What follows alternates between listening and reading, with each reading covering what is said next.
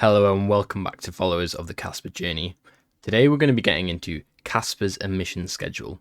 Now this is probably one of the most requested videos I have had, and the emission schedule of Kaspa I think is one of the biggest concerns that a lot of people have around the long-term viability of Kaspa. And so hopefully this video can put some of your minds at ease. So before we get into it today, guys, don't forget to like and subscribe, and also don't forget to check out the Patreon if you are interested in a private Kaspa trading community. So what is Kaspa's emission schedule? Kaspa has a maximum circulating supply of 27.8 billion Kaspa, and these coins are introduced into the market via block rewards for the miners.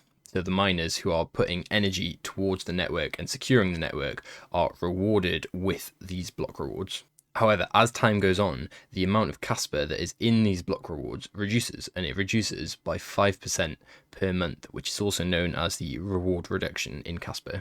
And so what this does is it means that to begin with, there's an extremely high inflation rate of the Kaspa network, and over time that inflation rate tapers off and slows down as the number of new Kaspa coming onto the market also slows down. So in the top right graph there, that is the total number of circulating Kaspa versus the amount of time that the network has been active. And as you can see, it starts off with a very high inflation rate and then tapers off as time goes on. And the bottom graph shows the amount of Kaspa that is rewarded to the miners per block, which reduces by 5% per month. We are currently at around 100 Kaspa per block, which is rewarded to the miners, and with one block coming every second, that's around 100 new Kaspa coins coming into the market every second. Now, this emission schedule is much more aggressive and much faster than the emission schedule of Bitcoin. So as opposed to Kaspa having a 5% reward reduction every single month, Bitcoin has a 50% reward reduction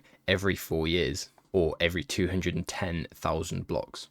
So the mechanism via which new coins come into the market is basically the same, but the speed and the rate at which they come onto the market is different. So Bitcoin will continue having block reward subsidies until all the way up until the year 2100, whereas Kaspa's emissions will be negligible or close to zero by the year 2039. So it is a much faster, much more aggressive emission schedule. Now this model for the emission schedule was actually inspired by someone called Nick Carter. Jonathan actually put out in a tweet that Nick Carter had inspired this launch model. And so in contrast to having big mining rigs configured and ready to go, the algorithm for Kaspa was unknown until the Genesis block, basically meaning that no specialty mining software or rigs were ready to start mining, and only CPU and GPU mining was used until ASICs could be manufactured.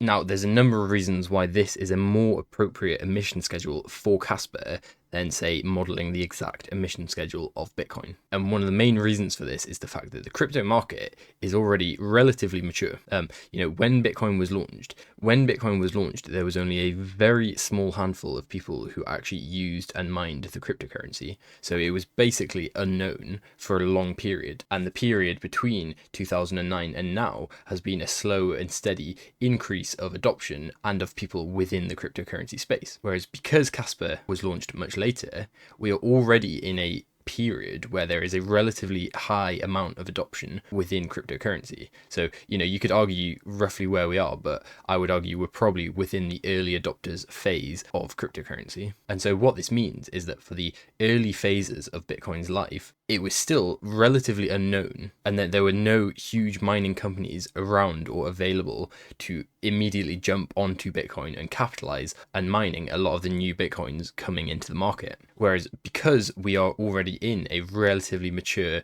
phase of cryptocurrency adoption, the adoption initially for Kaspa has come much faster than for Bitcoin. So for example, Bitcoin's market cap at 966 days after the Genesis block was only 57 million, whereas Kaspa's market cap at 966 days after its launch and after its own Genesis block is 4.4 billion. So Kaspa is almost 100 times larger than Bitcoin was at the same stage of its life in terms of time. So therefore, a faster emission schedule is much more appropriate for a late project like Kaspa than for the first project like Bitcoin. And another factor in this is that hash rate has to come much faster due to the higher risk of attack. And because these huge mining pools exist out there, it would be relatively easy to coordinate an attack against a very low hash rate proof of work coin. And so for that reason, it was very important that the incentives for the miners existed to rapidly increase the hash rate in Kaspa. And so why is this a more fair emission schedule than modeling exactly what Bitcoin's emission schedule is? Because it means that small miners were able to get a larger share of the coins and a more decentralized distribution of those coins before the ASICs could come online.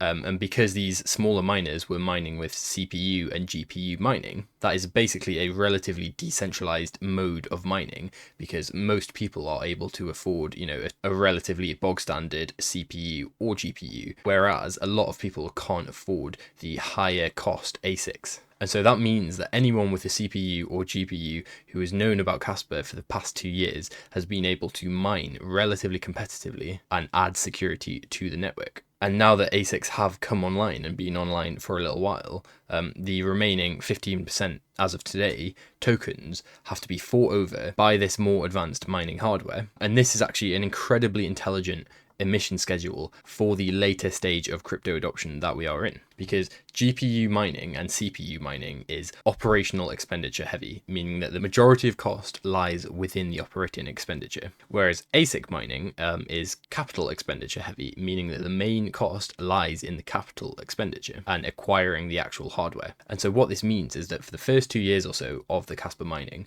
most people have been able to afford a GPU or a CPU to be able to mine Kaspa. But because it's operating expenditure heavy, meaning it's quite inefficient, you can't get your hash rate as high because it is inherently a less efficient way of mining. So the early mining of Kaspa was democratic and distributed, as most can afford a CPU. However, it was inefficient and expensive, whereas the late stage mining is more efficient, meaning that more energy can go towards the network and enhance security, but it is arguably less democratic, as most can't afford to compete and most can't afford the high capital expenditure needed for an ASIC farm. But this doesn't matter because a large amount of the token supply has already been distributed. And so now that these huge mining pools like Marathon are coming in, and Marathon has just recently announced that it has been mining Kaspa, they are having to compete over the 15% of the remaining tokens that are left to mine on Kaspa.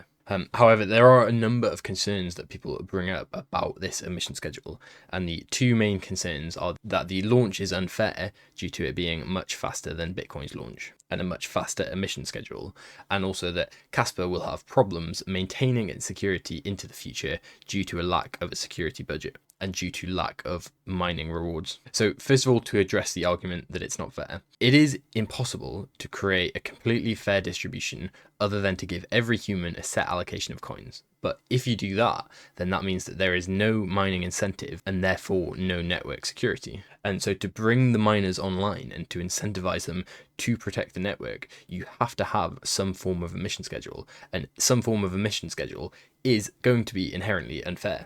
For example, I was only 10 years old when Bitcoin was invented.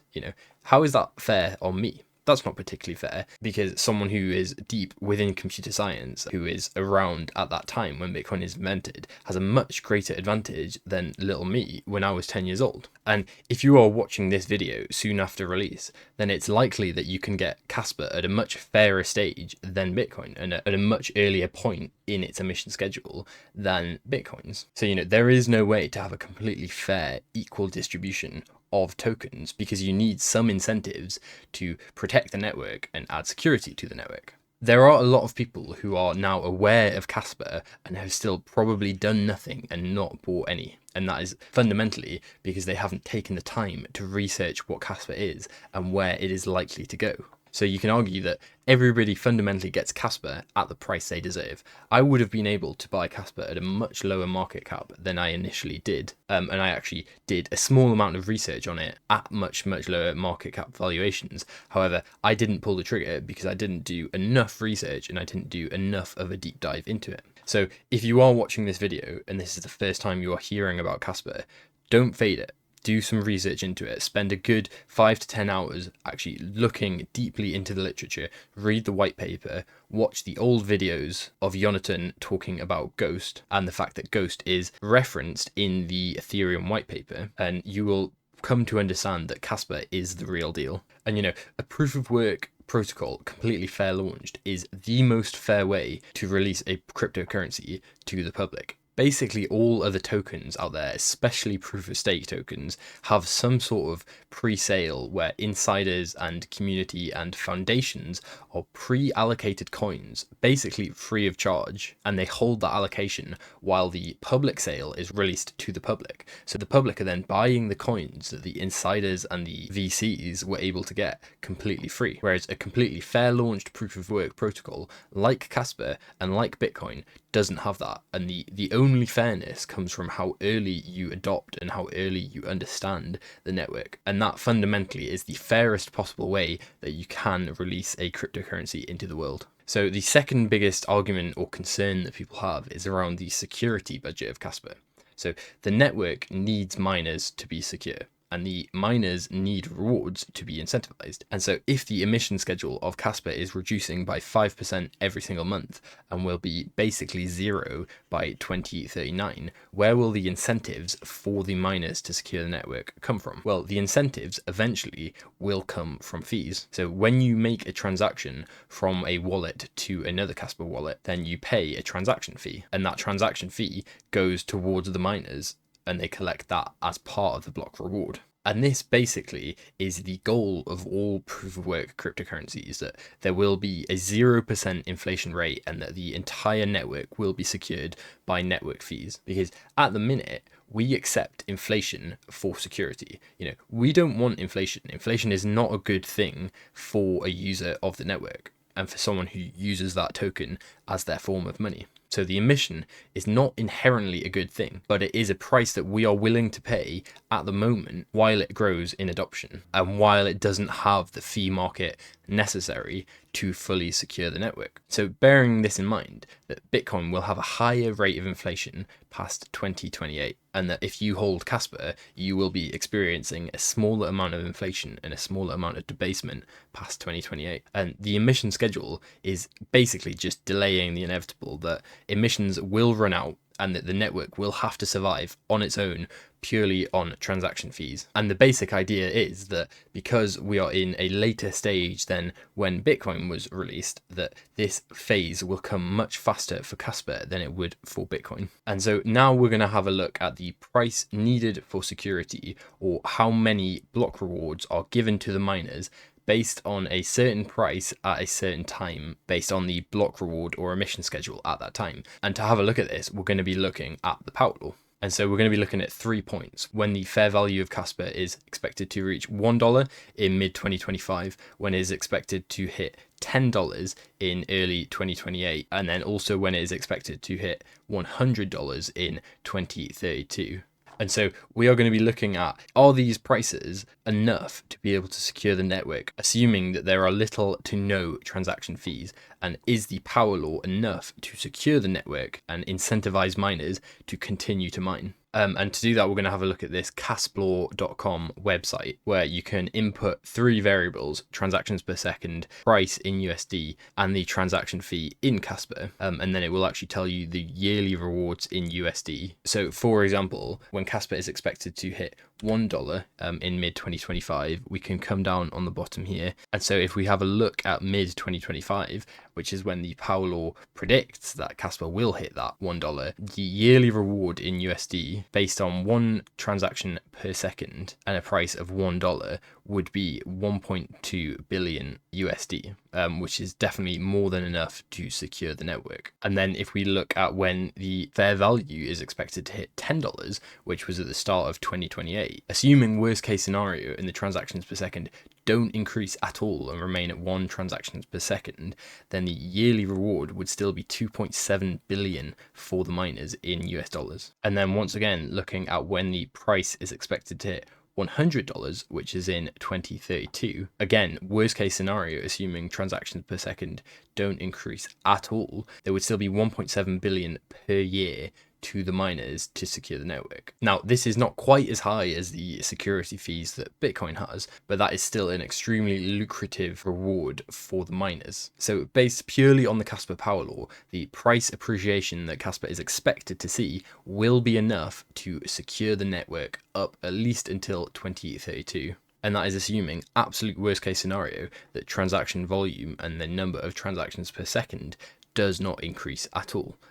But more than likely, the transaction volume of Kaspa will be increasing dramatically between now and then. So now we're going to talk a little bit about the transaction incentives and also fee market that Kaspa is likely to see over the next decade or so. So first of all is the idea of high priority versus low priority transactions. So not all competitors are the same in the fee market.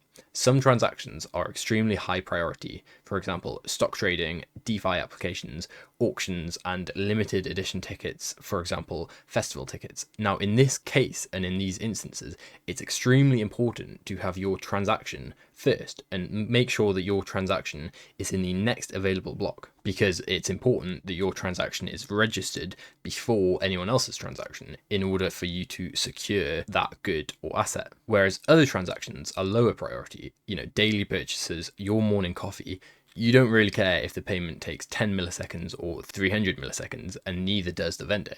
So what that means is that because there is enough block space and plentiful block space, that you don't necessarily have to get in the next available block of transactions, and more than likely you will be willing to wait for a later block in order to have your transaction included in the ledger.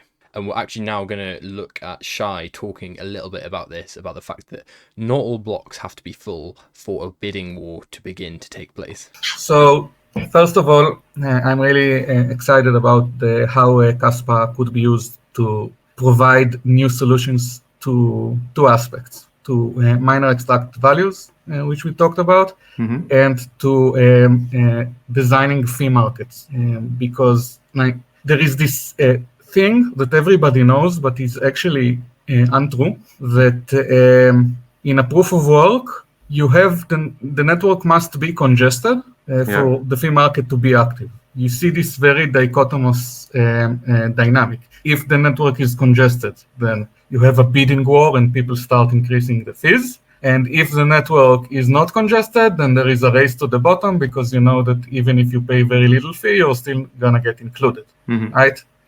So people think this is like a rule of proof of work, but it isn't. Parallelism actually smooths this out very, very nicely, and it gives us also a lot of control over this thing.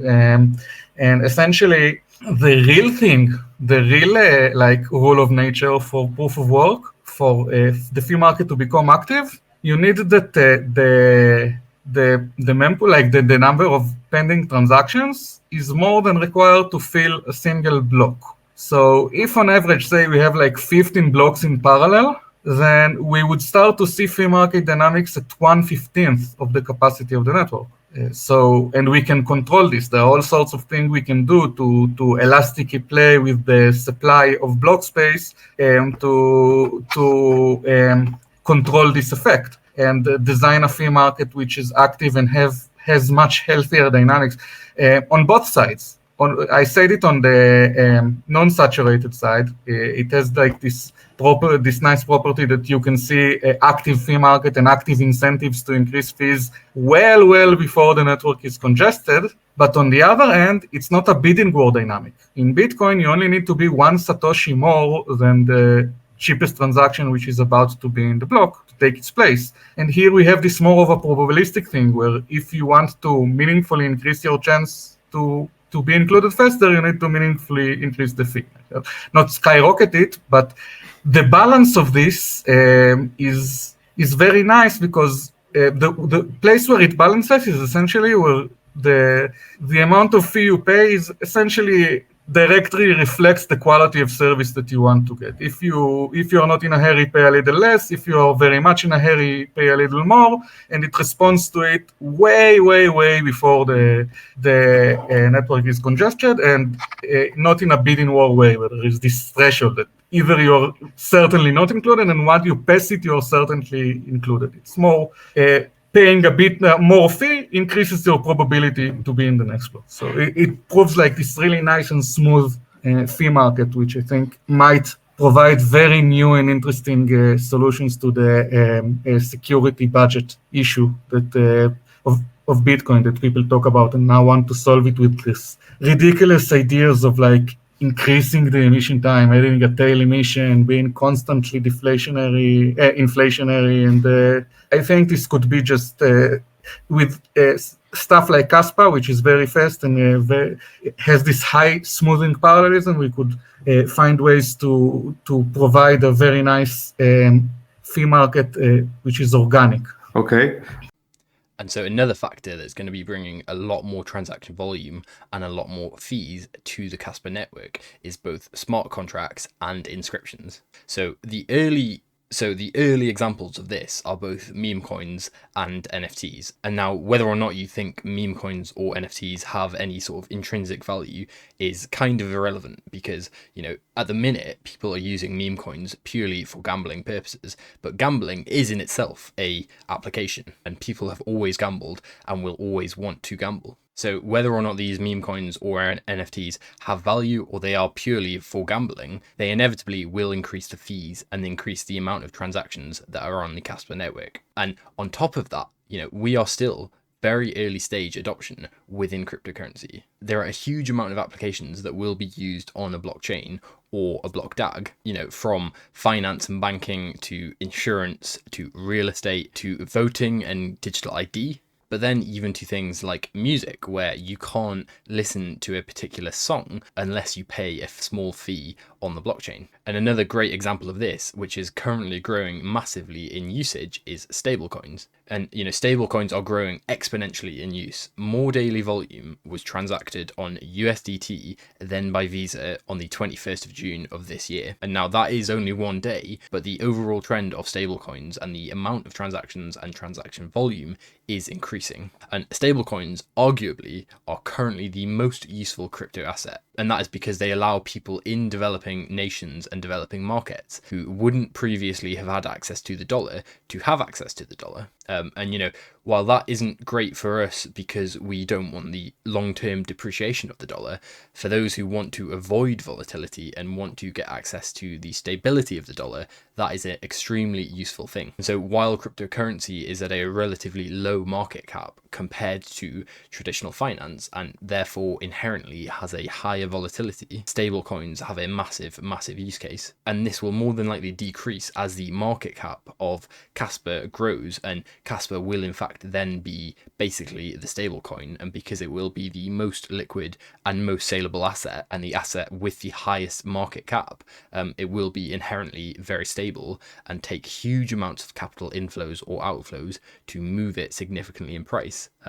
Until that point, when Casper is essentially the stablecoin, stablecoins will have a huge use case, and a huge amount of the market share of current stablecoins will be taken by the stablecoins on Casper. Currently, one of the most popular networks for stablecoins is Tron, but whenever you try and transfer USDT, it costs around $1 per transaction. And when you compare this to what Casper will cost, which will be fractions of a penny, a huge amount of the market share of transactions of these stablecoins will be taken by Casper. And also, when we are thinking longer term and bigger picture, so $1.3 trillion of goods were purchased with Visa branded cards, and Visa processes on average 100 million transactions per day in the US. And so you have to really ask yourself, how much of the global money market can Casper capture, and how much is it going to capture? Because even if it only captures a small percentage of that, of those 100 million transactions per day in the US alone, that's not global, that's purely in the US, then that will be a huge amount of transaction volume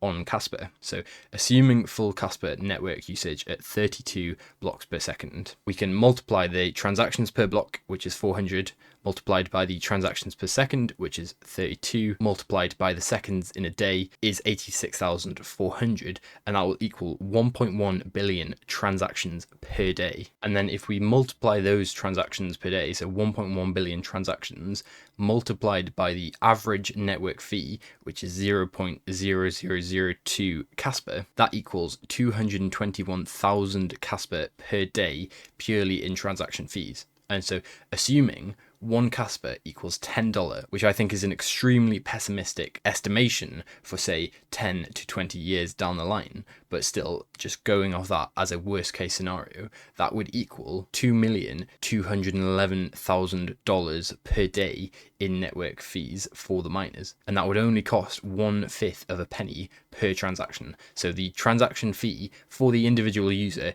is basically negligible. That's not something that most people are even going to notice. And that would still equate to $2 million per day in transaction fees for the miners. And if you play with those numbers just a little bit and assume 1 Kaspa at that point equals $100 instead of $10, which is predicted to come in 2032 based on the power law, then that would actually be $20 million per day for the miners purely in transaction fees, not accounting for block rewards. So, based on this overall, if Kaspa continues to follow the power law, which I expect it will, then the block rewards alone will be enough to secure the network for the foreseeable future and up until the mid-2030s. And by that point, I think it is safe to assume we will probably be in a sort of late majority adoption phase of cryptocurrency, with a much higher number of people using crypto, both for peer-to-peer cash and for the applications on top of the base layer. It's not out of the question that Kaspa captures a significant amount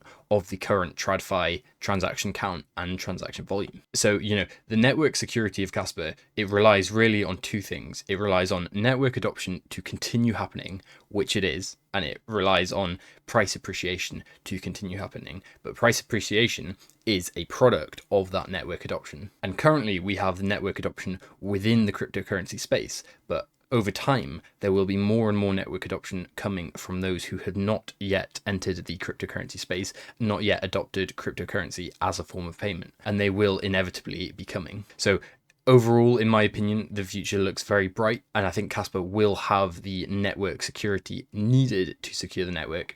First of all, coming from that price appreciation, and then over time being replaced by transaction fees. But it is impossible to know exactly what the future holds. So thank you very much, you guys, for watching. Again, don't forget to like and subscribe, and also follow me on X. And also don't forget to check out the Patreon if you are interested in trading the Kaspa cycles and increasing your bag of Kaspa. So thank you very much, and until next time, cheers.